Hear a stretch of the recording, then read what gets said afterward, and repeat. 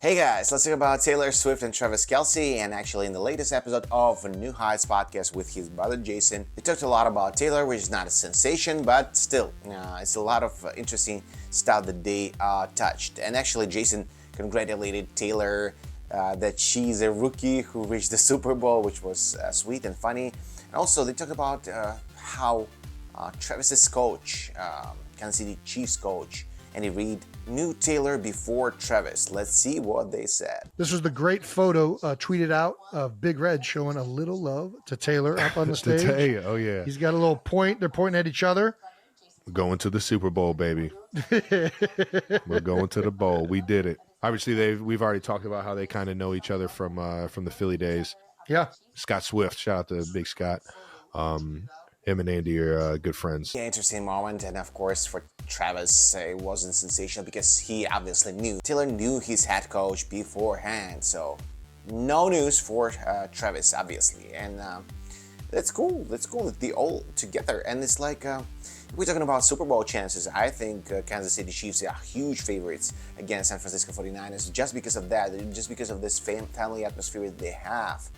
It's really, really important in sports. Yeah, we had the whole family down on the field. We had me, Mom, Dad, and Taylor. Everybody was down there. How was this moment compared to other AFC championships, especially, with the way the whole season's gone, I guess?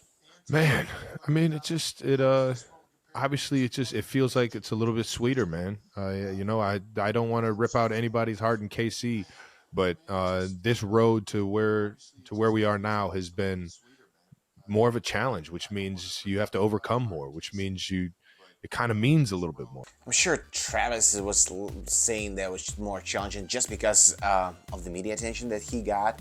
Because imagine like all this media attention, all this interest that people show in his and Taylor's couple, and his team is so disappointing, and they just not going into playoffs or losing the first round of playoffs.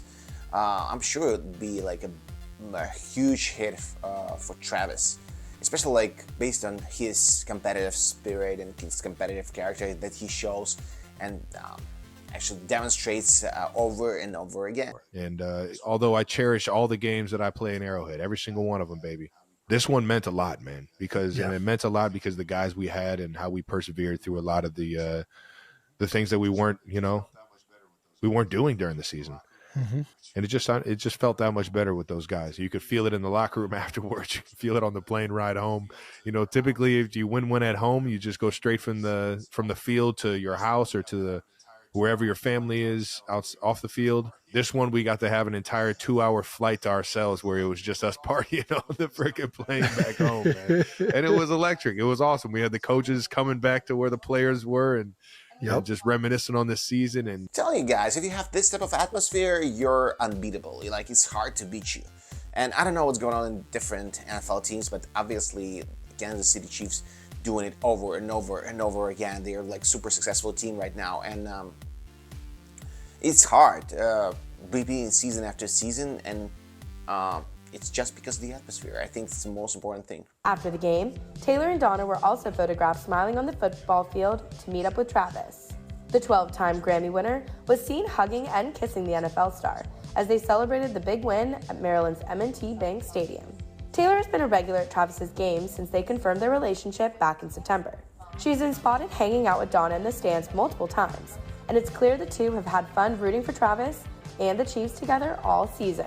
Taylor and Travis's mom Donna clicked right away, and they were like sharing hugs and exchanging smiles. So obviously, it wasn't their first meeting, but the first game that they watched together, they were like extremely close with each other. It was clear to see. So I think obviously for Taylor's fans, it's a huge deal when you have something like that going on. Also, shout out to the newest members of the Chiefs Kingdom, Taylor Swift, who has officially reached the Super Bowl in her rookie year. That's got to feel good. Shout out to Tay. Thanks for joining the team. Everyone is so happy now. People are saying that Taylor can make it to Super Bowl despite her 3 concerts in Tokyo, Japan. She can still make it if she actually taking the late flight from Tokyo before the game, or taking the flight in the morning, in the day of game. So I mean, everything's super fine. Everything works perfectly fine and well for their couple. They're doing great. Everybody loves them, even though I know football fans that don't want to even talk about Taylor Swift right now, because I'm not a football fan myself, but like a lot of people actually hate them because of what is going on like right now. Like most of discussions about football, it's about Taylor Swift and Travis Kelce. And even though, despite all the bad stuff that is going on right now, they're doing great. They're doing amazing. They're doing better than most of the expectation. They go into Super Bowl's finals, second year in a row, and despite all the media attention, despite all the distractions, and I'm telling you, it's so hard. Like, I can only imagine how extremely hard it is if you basically have a team going together to the training, and all this paparazzi around, all these journalists surrounding the team, asking everyone like questions not surrounding football at all, but surrounding more like a personal life of his teammate, their teammate, and personal life of a famous singer, and how all this media attention doesn't distract them from what they're doing, and it gives Travis's game another push. It's amazing. Like, I'm sure like 5 years from now, 6 years from now, a lot of coaches gonna give this team as an example to their students, because it's incredible. Like, I was totally like, I wasn't buying that in terms of like, I thought it'd be like distraction for them. They will not reach these heights, but they playing better and better with every game, and I'm like completely sure that they're huge favorites against 49ers in a February game of Super Bowl. Now, I want to know, what do you think about it? Leave me your thoughts in the comment section. Let's discuss this situation. I want to discuss with you. Always like all your comments. Always read them and always respond to them. So don't forget that. Don't forget to like, share, and subscribe. It helps this video to get a promotion from YouTube. And see you guys in the next one. Bye.